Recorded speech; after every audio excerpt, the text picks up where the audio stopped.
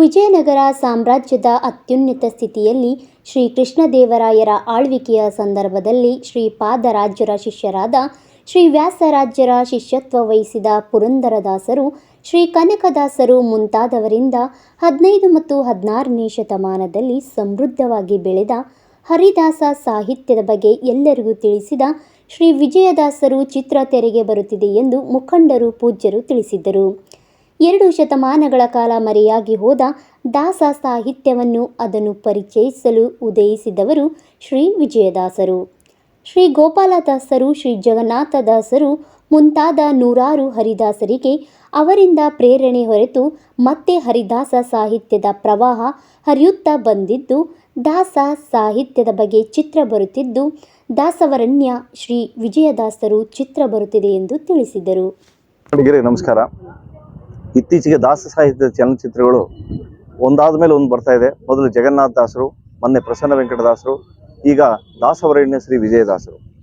ನಮ್ಮ ಉದ್ದೇಶ ಇಷ್ಟೇ, ದಾಸ ಸಾಹಿತ್ಯ ಇನ್ನು ಹೆಚ್ಚಿನ ಮಟ್ಟದಲ್ಲಿ, ಹಾಗೆಯೇ ಶರಣ ಸಾಹಿತ್ಯ ಇನ್ನು ಹೆಚ್ಚಿನ ಮಟ್ಟದಲ್ಲಿ ಪರದೆ ಮೇಲೆ ವಿಜೃಂಭಿಸಬೇಕು ಅನ್ನೋ ಒಂದು ಕಾರಣದಿಂದ ನಮ್ಮದೇ ಆದ ಒಂದು ತಂಡ ಕಟ್ಟಿಕೊಂಡು ಮಾತಾಂಬುಜ ಮೂವೀಸು ಮತ್ತು SPJ ಮೂವೀಸ್ ಈ ಬ್ಯಾನರ್ನ ಅಡಿಯಲ್ಲಿ ಇತ್ತೀಚೆಗೆ ದಾಸ ಸಾಹಿತ್ಯ ಚಲನಚಿತ್ರಗಳನ್ನ ಮಾಡ್ತಾ ಇದ್ದೀವಿ.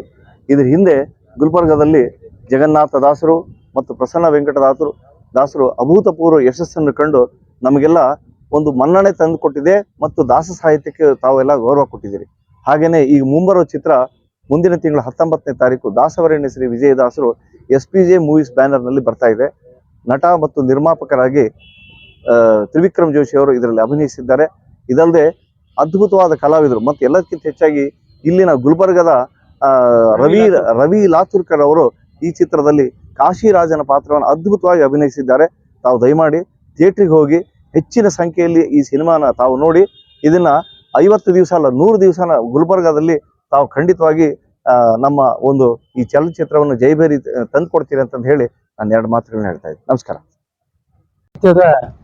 ಚಲನಚಿತ್ರಗಳನ್ನು ಮಾಡ್ತಾ ನಮ್ಮ ತಂಡದ ವತಿಯಿಂದ ಜಗನ್ನಾಥದಾಸರು, ಪ್ರಸನ್ನ ವೆಂಕಟದಾಸರು 2ರ ರಿಲೀಸ್ ಆದ ನಂತರ ಇದು 3ನೇದು ದಾಸವರಣ್ಯ ಶ್ರೀ ವಿಜಯದಾಸರು ಚಲನಚಿತ್ರ SPJ ಮೂವೀಸ್ ಬ್ಯಾನರ್ ಅಡಿಯಲ್ಲಿ ಈಗಾಗಲೇ ನಿರ್ಮಾಣಗೊಂಡು ಸೆನ್ಸಾರ್ ಸರ್ಟಿಫಿಕೇಟನ್ನು ಪಡೆದುಕೊಂಡಿದೆ.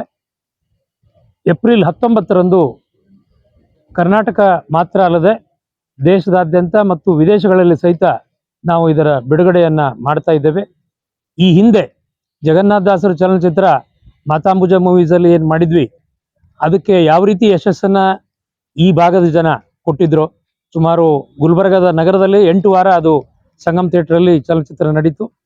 ಅದೇ ರೀತಿಯಾಗಿ ಈ ದಾಸವರಣ್ಯ ವಿಜಯದಾಸರು ಚಲನಚಿತ್ರಕ್ಕೂ ಅವರೆಲ್ಲರ ಸಹಕಾರ ಬೇಕು ಮತ್ತು ಎಲ್ಲ ನಮ್ಮ ಕನ್ನಡ ಸಾಹಿತ್ಯಾಭಿಮಾನಿಗಳು, ಕನ್ನಡದ ಅಭಿಮಾನಿಗಳು ಈ ಚಲನಚಿತ್ರವನ್ನು ವೀಕ್ಷಿಸಿ ಯಶಸ್ಸುಗೊಳಿಸಬೇಕು ಅಂತ ತಮ್ಮೆಲ್ಲರಲ್ಲಿ ನಾನು ಪ್ರಾರ್ಥನೆಯನ್ನು ಮಾಡ್ತೇನೆ.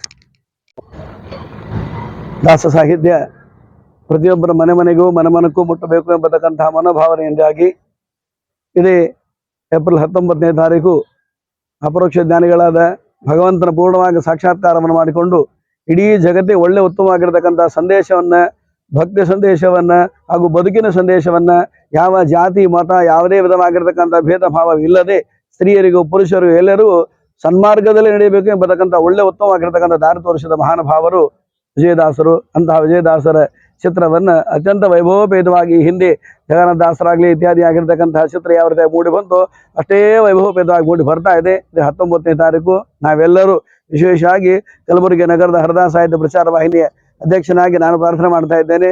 ನಗರದ ಎಲ್ಲ ಸದ್ಭಕ್ತರು ಕೂಡ ವಿಶೇಷವಾಗಿ ಆ ಚಿತ್ರವನ್ನು ಅತ್ಯಂತ ವೈಭವದಿಂದಾಗಿ ಮೆರವಣಿಗೆ ಪುರಸ್ಸರಾಗಿ ಹೋಗಿ ನೋಡಿಕೊಂಡು ಬರೋಣ. ನಾನು ನಿಮ್ಮೆಲ್ಲ ಜೊತೆಗೆ ಬರ್ತೇನೆ. ಎಲ್ಲರೂ ಹೋಗಿ ನೋಡಿ ಅದಕ್ಕೆ ವಿಶೇಷವಾಗಿರ್ತಕ್ಕಂಥ ವಿಜಯದಾಸರ ನಮಗೆ ಭಕ್ತಿಯನ್ನು ಬರಲಿ, ಆ ಸಂಪೂರ್ಣವಾಗಿರ್ತಕ್ಕಂಥ ಶ್ರಮ ವಹಿಸಿರ್ತಕ್ಕಂಥ ಇವರಿಗೂ ವಿಶೇಷವಾಗಿರ್ತಕ್ಕಂಥ ಉನ್ನತಿಯನ್ನು ಬರಲಿ ಅಂತ